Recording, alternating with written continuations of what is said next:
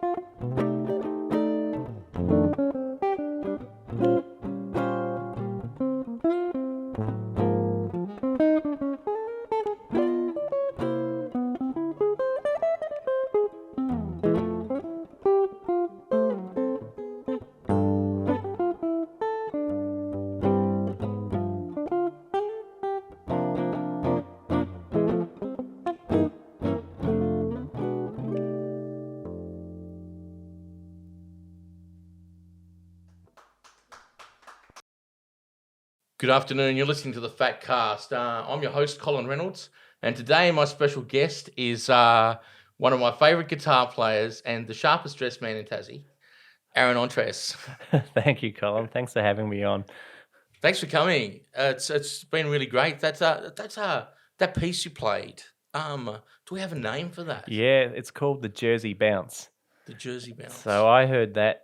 I think it was Benny Goodman that I don't know if he was the first to record it, but that was the version I heard first of it. And he had a big band. It was an orchestra that played it. So I tried to kind of condense that into a guitar piece. It's like, oh, fine, I'll just play 20 instruments on one. Well, yeah, 20 instruments badly, but yeah, let's try. Yeah.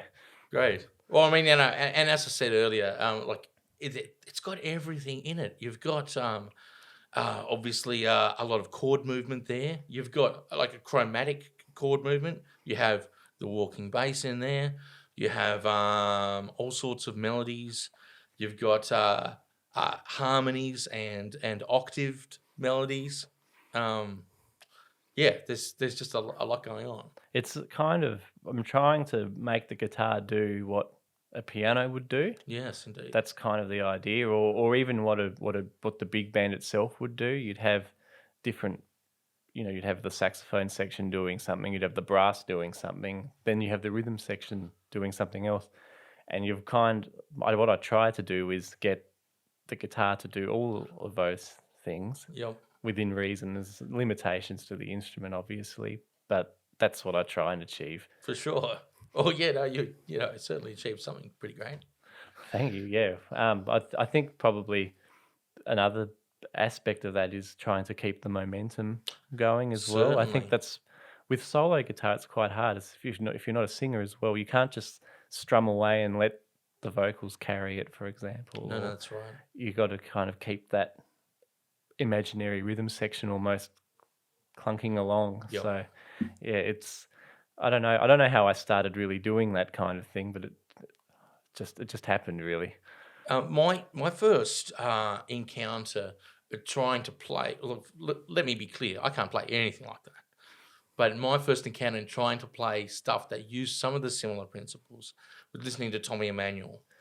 And the one piece of his that I learned, spent a long time learning. I know he probably wrote it in 5 minutes, but it's called The Hunt.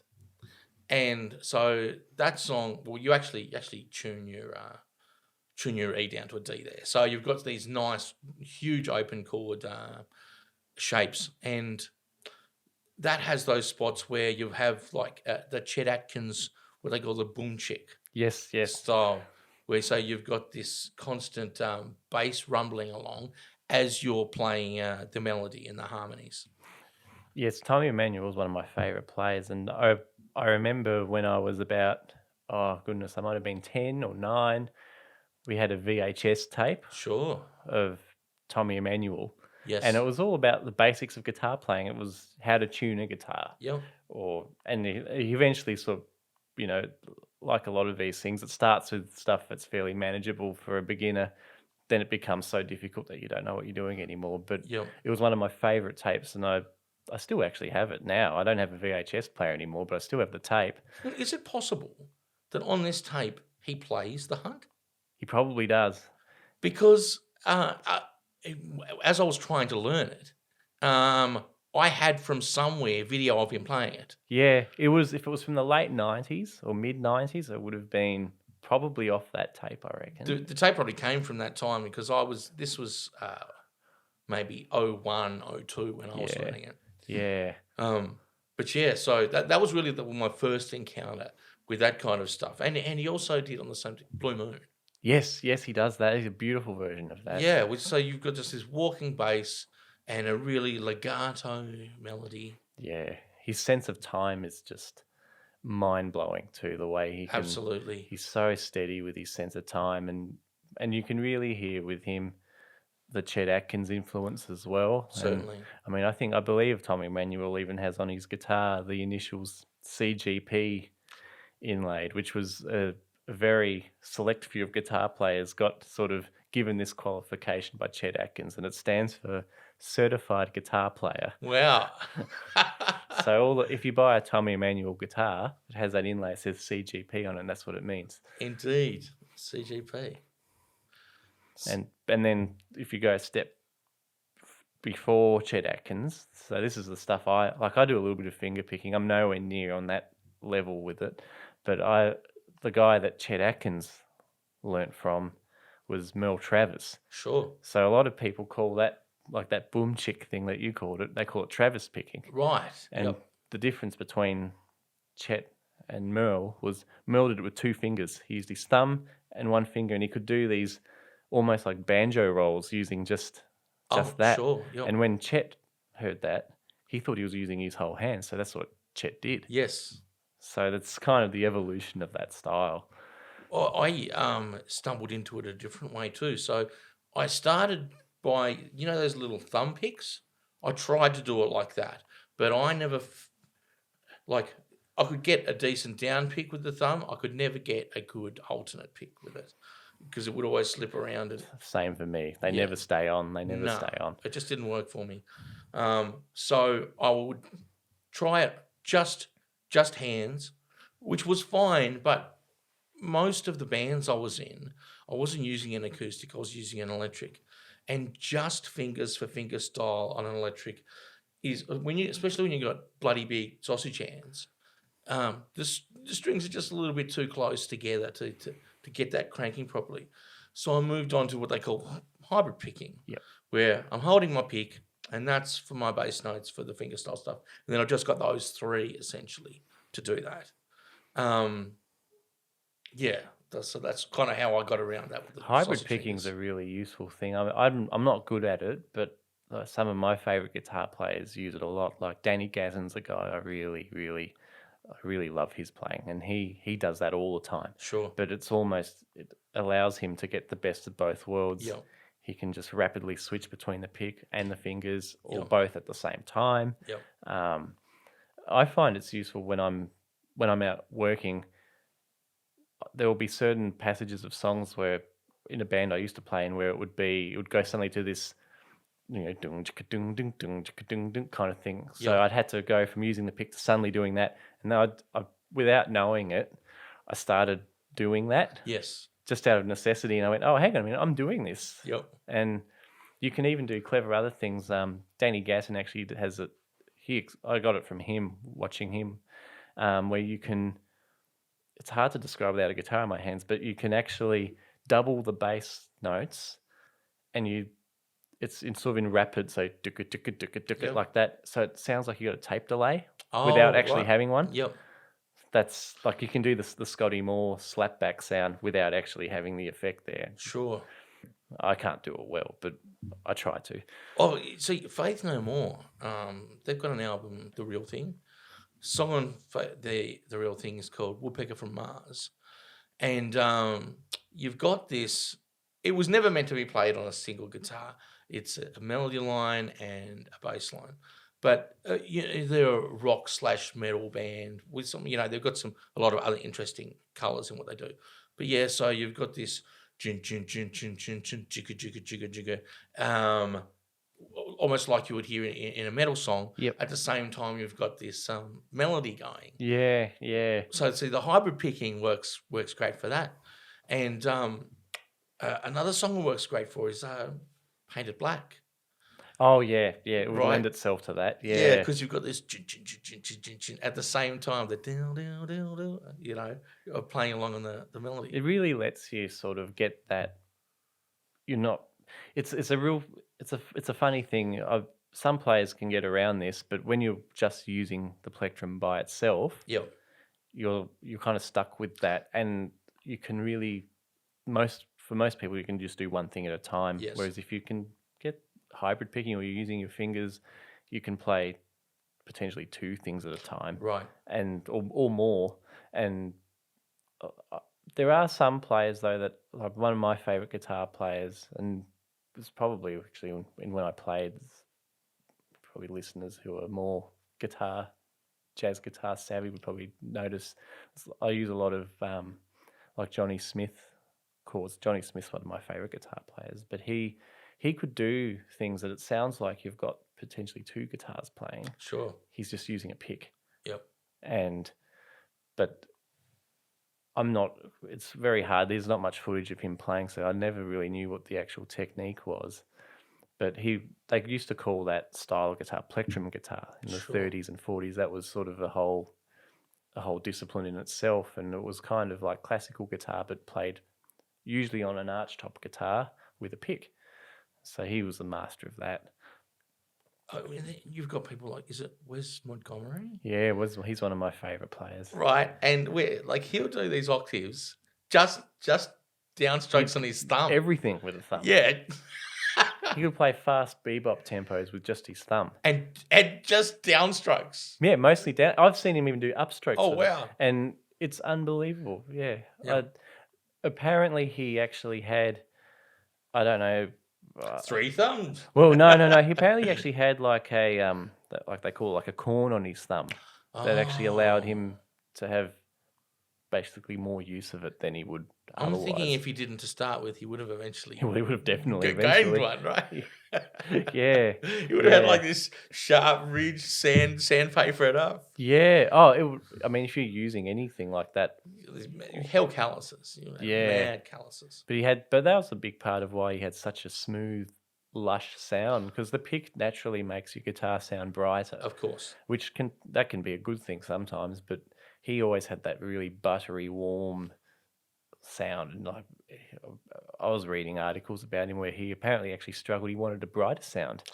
Wow. So he was using, amps that were brighter, voiced to be brighter, because I guess the thumb would make your guitar sound pretty dark all the time. Well, because you'd have that natural fleshiness. Yeah, exactly.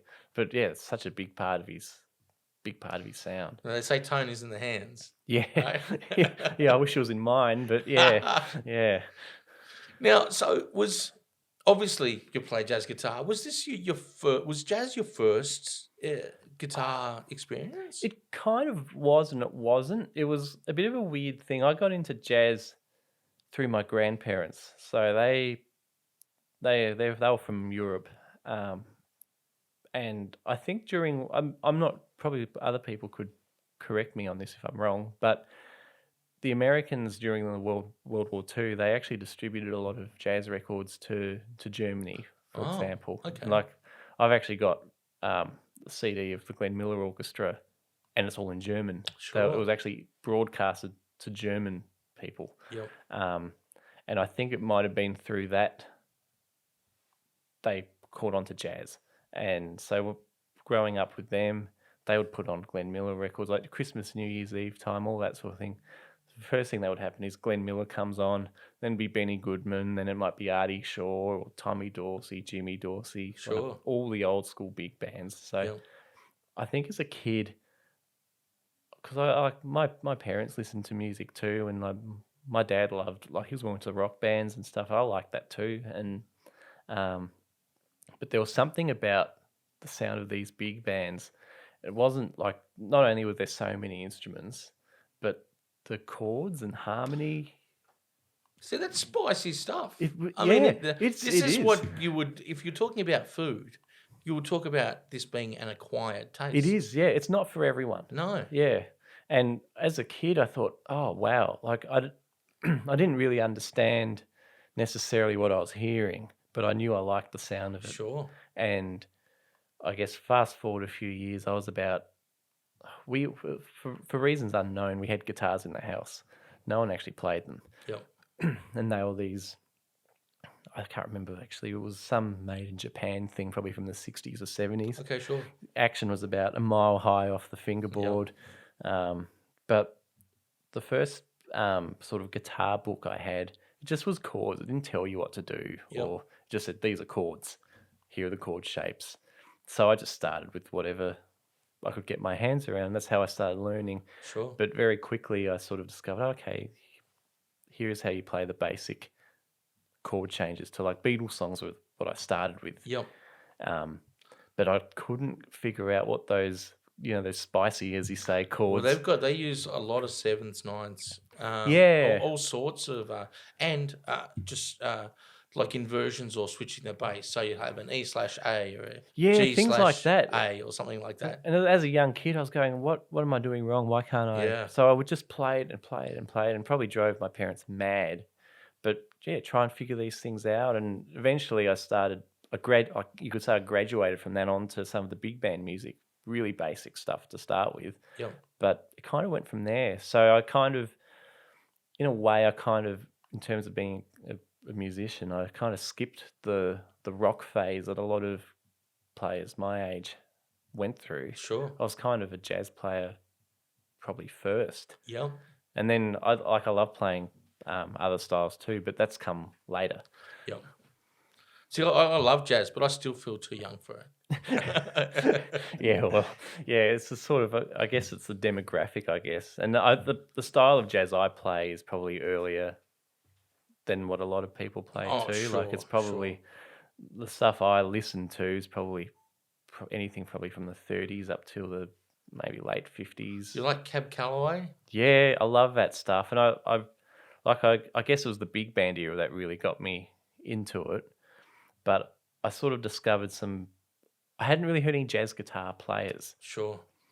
But it wasn't till and probably a lot of jazz guitarists have the same story, but I heard Solo Flight by Benny Goodman. Right. And they had a very Charlie Christian playing electric guitar. This was in the late 30s. Wow. Sort of the infancy of the instrument. Yep. And I thought, what is that? Like, I've never heard anything like that. Like, I've never heard a guitar in this setting. Yep. And I just went, I want to play like that. Is this where the guitars were literally just amplified with like a phonogram needle on the strings? Not the one that Charlie Christian played. They did do that though back then. That's what they did. They just had to improvise with what they had. He had the very first Gibson electric guitar. Oh, sure. And that was I think it was the ES150 model, and they had this distinctive looking pickup. It had these great big bolts coming out of the top of the guitar, and the magnets were ginormous compared to what you'd see now. Yep. But even to this day, that is still, considered by many to be the benchmark of what a jazz guitar should sound like. Sure. Like the 335 is just a somewhat more compact version of that sound. Well, in a way, and the 335 is unusual in that it's solid through the center. Yes. So it's kind of a bit of a hybrid, and like in my experience, I find they sound. Maybe I haven't played the right one yet, but they sound to me a lot more like a solid body guitar than a hollow body guitar. The hollow is definitely more of a feature than a core part of the sound. Yeah, absolutely. Yeah. And I think for me, like getting quite nerdy now about gear here, but I've always had a preference towards the earlier types of guitar pickups as well, sort of pre-50s. So like that guitar I was using. Like the single coil style. Yeah, pickup. Single coils. Like that's, for me, the sound I'm after. That's where it's at. I find that you get more of the actual acoustic sound of the guitar come through. Yep. And there's a certain stringiness that if you're using round strings, for example, you can actually hear the windings on the strings nearly. Yep. And when you're playing in a band... You're saying like as opposed to a hex coil? Oh, yeah, like you actually hear like that... Like that wasn't a good example because I'm using Flatwounds on that particular instrument. Yep. So it's not really as pronounced, but when you're playing an acoustic guitar, you've got that slight almost crunch on the wound lower strings. For sure. I mean, once again, this is a preference thing. And, Flatwounds, in my opinion, any kind of slide guitar, perfect. You wouldn't want anything else. For... broader application, I find them a little dark. Yeah, it's funny. I use them on most of my guitars, and I have mixed feelings about them. It's a bit of a love-hate thing. Sure. Some guitars I think really, really benefit from them, whereas I think like that guitar I was using today is primarily an acoustic instrument. Yes. So the Flatwounds really choke the acoustic sound of it. And if I was to actually be playing acoustically, I'd probably rip them off and put some bronze strings on it. Yeah. But it's a lot of guitar players that play the style I play have this conundrum where the strings that sound good acoustically don't really work that well with a magnetic pickup. Right. So I haven't found something that works yet. Yeah. It's always a trade-off. Like you kind of need two pickups there. It's I've tried so many things. But I find that I think if I'm amplified, the Flatwounds are really good. I can play really quickly on them. Yep. You don't have the string squeak. Not as much. I particularly dislike that. Absolutely. But yeah, it's a limit. What can you do? Like, and some players squeak a lot more than others. Yeah, you can manage your squeaks. Just like part of playing the instrument is managing the noises of the instrument. Yeah. Just like muting strings you're not playing. And for a lot of people, I think this you will have squeaks and things like that's part of the sound. A little bit of squeak here and there. There's nothing wrong with it, and in fact, it can add a certain something. The beauty and imperfection. That's what we're talking about earlier. Yeah, absolutely. I won't name the artist, but we had an act on at Mona earlier this year, and it took me 15 minutes to focus on find where which frequencies the squeak was in. And I minimized the squeak as much as possible because it was absolutely dominating their performance. Yeah. And it was really hard to, because they had a very light string as well and a very light hand. So the signal to noise ratio was like a little bit out there. It can be quite unflattering. And I think what I try and do if I'm playing an acoustic guitar is you can, with Flatwounds, you can almost get away with murder. You can slide around them like crazy and they don't make a sound, which is lovely at times. But if you were to play that same way on round wound strings, you're going to be squeaking, and you kind of have to actually let go of it almost completely, go to the fret you want, press down. Yeah, it's almost like you're like a helicopter, you know, you've got to go up then back down again. And and once again, you got two hands. You can, like, after a while, certainly after a few decades of playing, you're not thinking about how much other work you're doing in terms of, so like, for example, if you want to, whether you're using chords that you want to ring out or you're using like a closed chord sound, you're instinctively muting with your right hand when you move. It happens. I actually do a lot of muting, and this is, I've been told, is not particularly good technique, but so far served me well. I use my thumb a lot to mute. Oh, sure. Like over the end of the fingerboard. And I've seen a lot of old school players, they do that, probably because they just taught themselves to play maybe. But I find that I actually use it to grip the low E. I can actually play notes that way. Some people play their E-shaped bar chord with the thumb. Hendrix did. Yeah, really, yeah. I've tried it. It's uncomfortable to me. Yeah, you see, I probably couldn't do that. But like one of my favourite guitar players, Tal Farlow, he was known for having ginormous hands, like twice the size of mine. Sure. Like when he was playing a big archtop guitar, he made it look like a Les Paul because he was just a big, tall guy. But he used to use his thumb. He could play not only the E, but he'd play the A as well. Wow. He could reach, you know, gosh, probably 7 or 8 frets with his hand span. So there's another guitar player here. I can at this end. If you're like on the 20th fret maybe, but when hearing someone like that, you go, it's very hard to transcribe anything someone like that plays because you go, well, my hands just can't get around. Yeah. But you just got to find different ways of doing it. Yeah, you still try. Yeah. And even like my favourite player, Johnny Smith, played a lot of very, very hard closed voicing chords, which again is very much a piano-like way of playing. Yep. Nothing like a normal guitar chord. Yep. Big stretches a lot of the time, really hard to play, but you kind of persevere because it's such a rewarding sound, I think, if you can get it right. For sure. Well, see, me coming from the heavy metal tradition, like I use the hand blade, as they call it in Japan. What do you call it? I mean, it's the side of the palm. Yep. That's how I'll mute the strings. Oh yeah, so on the right hand, yes. That's right. And I mean, it depends what I'm playing. Like if I'm playing something where I want one of these strings to ring out openly and not the others around it, then I'll use an extra finger or whatever to mute those other strings whilst I strum with this one. Yeah. But yeah, so like if I'm for sliding movements, that kind of thing, I'll just use the palm for that. Just use that, yeah. The other thing that's really hard, and I used to be better at it than I am now because I just don't play that style enough, but with gypsy jazz, the right hand technique for that is really quite involved. But one of the first thing I guess that strikes people as odd, you have a floating wrist. You're not touching the guitar. Yes.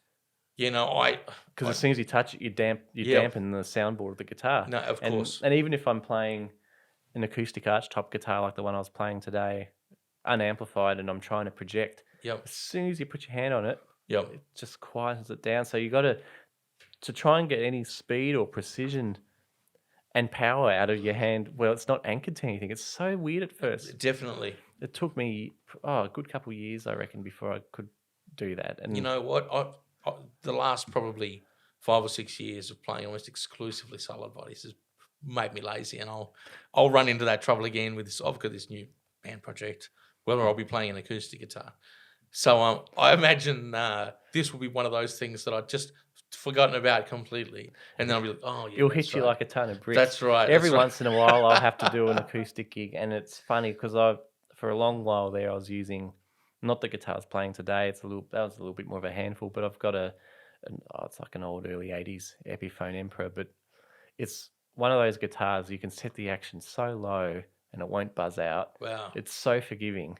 Like it's just it's so easy to play. And then I think it was for Australia Day, I got called to do an acoustic gig. And when I'm playing outdoors acoustic, I use a Selmer McAfee, like Django style guitar. Sure. High action, Yep. longer scale length. Yep. I think they've got a 26-inch scale length, Yep. kind of like a flamenco guitar. Yep. And yeah, for the first half an hour, I was just going, what am I doing? I'm out of my league here. And Sure. But very quickly, muscle memory kicks in, and Yep. before you know it, I can do this again. Well, the thing is with the guitar, see, regardless of scale length. So, for example, I tend to play 7-string guitars with multiscale, so you have the fan frets. And these have actually a really long scale length. They're like 27 and a half, nearly 28. I've never played anything like that before. Right. Well, see, to begin with, it seems daunting. But soon you realise, hang on a second, I'm already used to adjusting for fret length. I play down here on this guitar and then I play up here. And it becomes very automatic very quickly. It's probably one of those things where if you think about it, that's when you're going to Trip yourself up. Yeah. That's right. But you honestly, if you just start to play on a multiscale, it might be weird for a few minutes. Yeah. But you're straight into it. It will feel natural pretty soon.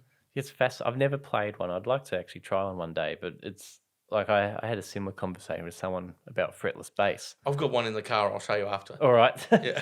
It's done. We'll do that. Yeah. I was talking to someone about fretless bass, and I sort of said, because some fretless basses you might have the lines where the frets would be. Yes, just a guide. Just to a help. visual guide. Yeah, and this one doesn't. And I was going, gee, like how do you get around on that? And he basically said, yeah, as soon as you start thinking about it, you're out of tune. But if you just go into autopilot and play it, yep, you're usually right. Same with the violin or any of those instruments, right? Or upright bass. Like I used to play. I was fortunate enough that I borrowed an upright bass for about 6 months or so. Sure. And by the end of that time, I could actually get around on it a little bit, but yeah, it very quickly becomes your muscle memory starts to know where everything is, and when you have your ear working with that as well. Yeah. Like the position, one position feels right. 2, it sounds like the right note. Having a good ear is probably the biggest thing if you're dealing something without frets. So actually, even something with frets, like certain guitars, like older guitars, like the intonation can terrible be a little intonation. Particularly like higher up. But I think using your ears is the biggest thing. Yep, that's why they invented bends, right? And to compensate for guitar intonation. Yeah. So it's just sort of even depending on like I have an old Hofner guitar. It's an old German-made guitar, but really nice acoustic instrument, and I kind of like it because it sits sonically between a Django McAfee, like Selmer McAfee style guitar, and a conventional arch top guitar. It's very raspy compared to your typical arch top, but not quite on that Django sound. It's kind of halfway in between, but I'm not sure what happens past about the 15th fret, but there is no known mathematical sequence that explains the placement of those frets. They are all over the place. But thankfully on that type of instrument, you rarely go there, but it's quite funny. Like even looking at them, you can actually see they're visibly not where they should be. It's really funny. Yep. Brilliant. Actually, not long ago, bloke, I forget where he's from. His name's Mike Elrington. He's a bluegrass soloist, guitar and vocal. Uses harmonica, loop pedal, and a bunch of effects. Among them, high gain distortion on an acoustic guitar. Yeah, right. And his guitar is True Temperament. Okay. So this is one of those ones with the squiggly the weird frets that look like that. Yeah, That's right. So it doesn't do a lot for you if you want to play in a different key. But if you want to play in the key that it's set to, you've got these lovely harmonics. Yeah. All your harmonics are like bang on. Yeah. Where, if you're playing, you could, because as you would know yourself, you could tune so your E major sounds perfect, but then you go on to play a D major on that same guitar. It's not anymore. No, exactly right. But for him, they both are. So I think they call it like tempered tuning, I think. True temperament. Yeah, that's it. Yeah. Like I always find it a bit of an issue. I play in a range of different bands, but it's sort of one of if I'm playing with a piano player, particularly when you've got an acoustic piano, like people don't really do it now. It's sort of people forget now, but you tune to the piano. Yes. Tune to the guy that can't change his tuning easily. Yes, exactly. So, things like that, but it's sort of become a norm now. Everyone's just got clip-on little tuners and whatever, but it's sort of, they don't really think. And you know what? Yeah. Before you mentioned that, I hadn't thought about that either. Yeah. Well, most people wouldn't now because, I mean, in the old days, that's just what you would do. Of course. And often you didn't have a tuner. Yes. So you'd tune to something. Yep. So the piano would be usually your go-to. See, I do ear tuning, where it's kind of like I use dyad chord tuning in the sense where, firstly, I'll make sure because my bottom string is an A. Yep. My bottom string and the bass, we're in sync. Yep.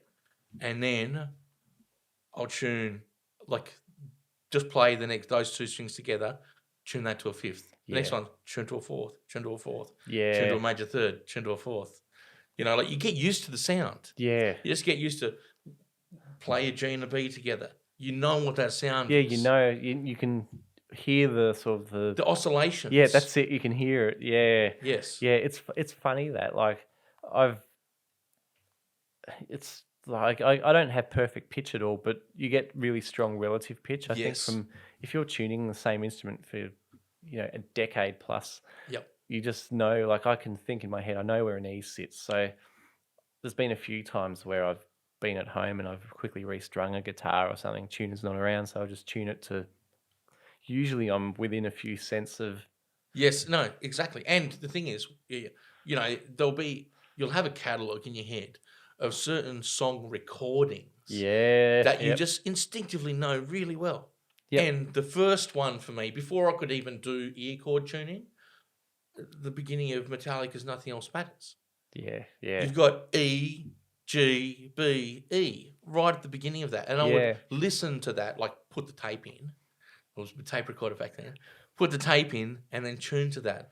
But I did that so much, I knew what it sounded like in my head. Yeah. So I would just tune to that. And then I just needed to make sure the A and the D were right, and then I'm good. You're right, yeah. That's good, yeah. I find that, it's just, I find it incredible how close your ear can get at times without, the only complication is if you've got a Bigsby tremolo arm or something like that. Oh, yes. And then it sends... As soon as you tune one string up, the others come out. It all goes everywhere. Yep. My main guitar used to have one of those on it, and I really liked having it, but I sort of... You kind of have to come at it from either side where get an E in, your low E, and then get your high E in. Get those right. Yeah. And then you do your A, but then you'll go up to your B. You come down to your D, and then you go up to the other thing with Bigsby tremolo arms is they're a design of probably the late 40s, 50s maybe. Yep. And the only sets of strings you could get back then were a light gauge set of strings with 12s or 13s, which would... They'd go straight out, sneeze on the string. And it'd be quite the opposite, actually. Really? They actually hold tune great because there's so much more tension. It's the light strings that fly out of tune. I thought you were talking about light strings. No, big, a light. So if you're talking 13s, your top E's are 13. That's heavy. That was light back then. Oh, I see what you mean now. And I've been reading a bit about I'm more concerning acoustic archtop guitar players of the day, like Carl Kress and Eddie Lang, those guys. Yeah, because the bigger the string, the lower the tension is required for a particular note. Higher, more tension. So they would... Oh, yes, no. Yeah. Of course it is. So they would be driving these old, 20s era L5s, which, new guitars back then, but they, high E's were, 0.18. 18. And you even had sets with wound B's So you have a plain E, wound B, wound everything else, and your Is low this E like for the purposes of destroying someone's hands? volume. It was before amplification Yep. was around, so you had to be heard. And that was why the archtop guitar even came to be, was the quest for volume. Yep. Because like a flat top acoustic guitar, like they're a funny thing in that as a player, Do they have a much shorter scale length? it's pretty much the same. Most Because of them have, like I would understand it as a shorter scale length. yeah, like flat top guitars, like the Martin guitars of that era, say if you say mid-20s, early 30s, they had the same scale length they have now. I think it's 25 and a half inch. Yep. Gibson's had 24 and 3/4 on the early archtop guitars. Yep. But so tad on the short side. Yeah, a little bit shorter, but the sound profile was totally different. Like we were talking about earlier about how you have a scooped kind of sound, or you have a more of a mid-rangey sound. The archtop acoustic guitar, a lot more mid-range. Yes. And having played like acoustic archtop guitars, they're a bit of a frustrating guitar actually as a player in that you don't get to hear them particularly well. All the sound goes out, way out there. And you got to play in front of a wall. Yeah, So you almost need that. Yeah. Yep. Whereas a flat top guitar like a Martin or something like that, the sound kind of goes everywhere, so you get to hear it really nicely. But it's you initially you might think, oh, this guitar's not very loud or whatever, but it's just to the person over there, they're going, geez, stop it. Yep. You're blasting me with this thing, and you're going, what? I can't hear it. Do you have any kind of guitars in mind that you still want to get?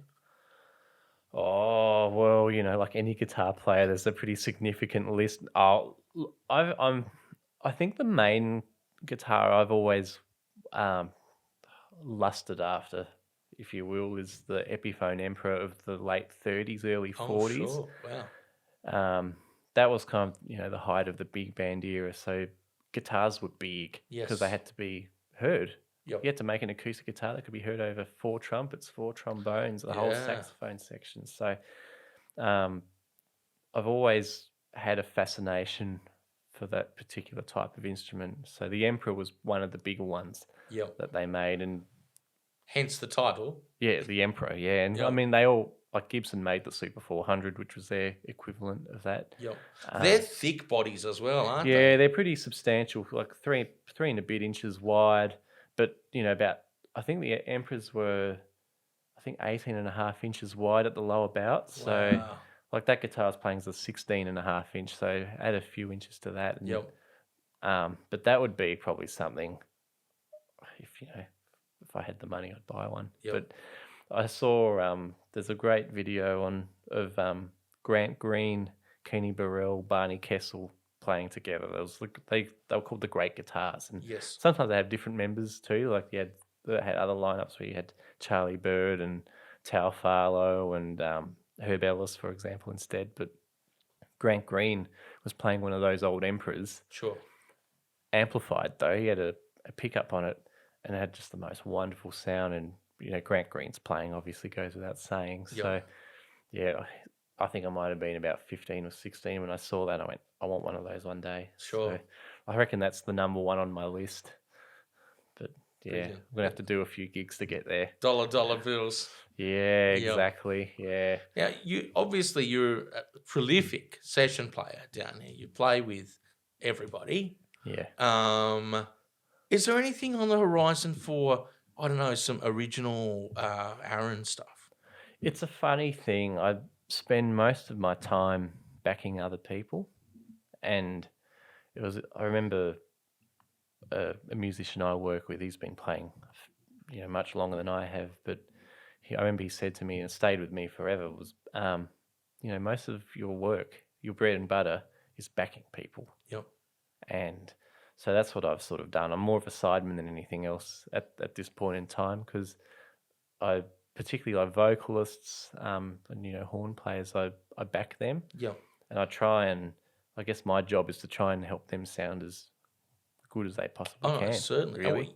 You've got that covered. You're doing it. You're doing it well. So every once in a while I do like guitar trio gigs, or it might be myself and a bass player and a drummer. Like only recently I did one of those.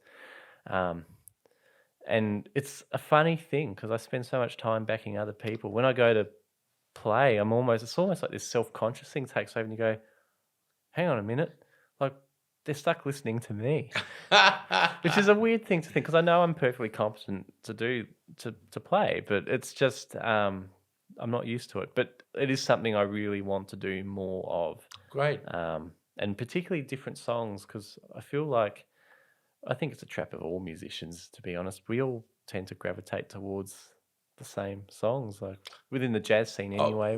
The Great American Songbook, obviously. Yeah, I mean, you can't top that stuff. But I'm quite interested in songs that they're still of that era a lot of the time. But there's plenty of songs that we just don't play because. Well, there might be a sidestep you can do without. So you're familiar with like a version? Yes. Yes. There's got to be so many great pop songs that could use a jazz reharmonization. Well, I've got one of my favorite albums that another band I play in. We've actually arranged we've reduced those arrangements to a quartet, from a big band to a quartet. Right. Yep. But Paul Anka did an album called Rock Swings. Sure. And they're all rock songs done as a big band. Excellent. Some more successful than others, I reckon. But that's definitely a cool, and I think that's a good way of making sort of this style of music more accessible to people as well. Like that particular and more relevant for younger people. Totally. And like, I think one of the things that this particular group I play with, we really make an effort to play to the audience. Yes. So a lot of the time we're playing in pubs, sure, or in they're not necessarily going to be a jazz audience. Play John Farnham. Yeah, and we can actually humour those sort of requests. Not necessarily John Farnham, but if someone says, we want to hear, like an extreme example is Nirvana, we actually have a Nirvana song. Brilliant. And we can play it as a swing arrangement. Which one? Smells Like Teen Spirit. Oh, fantastic. But that was borrowed off the Paul Anka arrangement. We just sort of rearranged it for a quartet. It's funny. Our mutual friend we were talking about earlier, another very stylish man. Very stylish man. I know who we're talking about. Yes, Mr. Fred Bradshaw.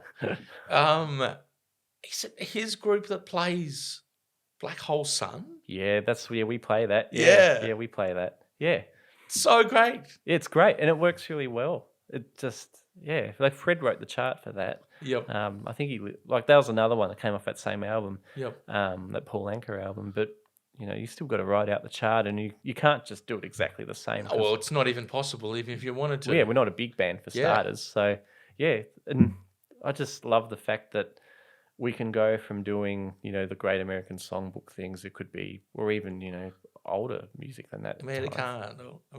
Oh yeah, that's the other band I play in. Yeah, we do that. Yeah. It's such a diverse mix, and I guess that's the thing. You just try and play to your audience, and with that being said, I think a lot of those American Songbook songs, they've stayed relevant. Oh sure, because of the strength of the song. Songs. And I don't think they really are limited to a particular generation. No. Look, I expect in 50 years or so, people will still be playing those songs. Yeah. I kind of think of it as being, it's like classical music. It's just not going to go away. Yep. They just an iconic sort of era of music. No one writes stuff like that anymore. But with that said, there's still plenty of new stuff that should be embraced. Yep. Excellent. Look, I'd like to thank you very much for coming along today, Aaron. Oh, thank you. That's been a pleasure. It's good fun having a guitar nerd out chat. Oh yeah, I love it. It's good fun. Excellent.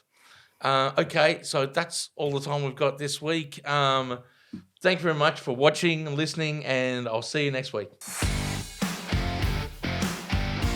Thanks, Colin. Thanks. That was great fun. Hopefully I didn't rant.